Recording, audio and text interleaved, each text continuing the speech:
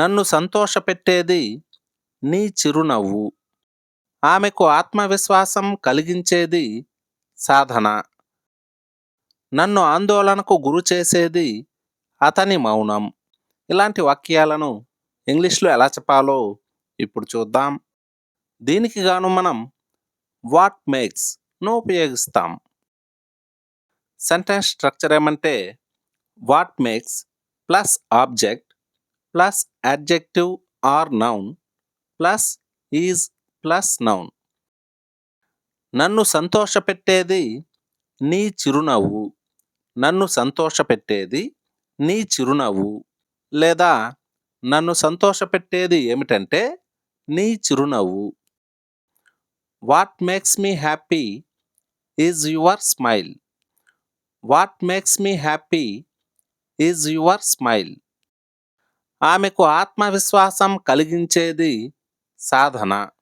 ఆమెకు ఆత్మవిశ్వాసం కలిగించేది సాధన. What makes her confident is practice. What makes her confident is practice. ఉపాధ్యాయుడిని గర్వపడేలా చేసేది విద్యార్థుల పురోగతి.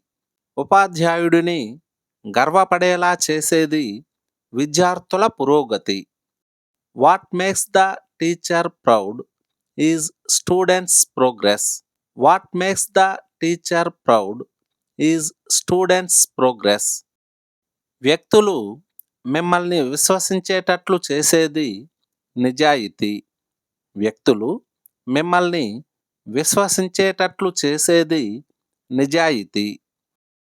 What makes people trust you is honesty. What makes people trust you is honesty. నన్ను ఆందోళనకు గురిచేసేది అతని మౌనం. నన్ను ఆందోళనకు గురిచేసేది అతని మౌనం.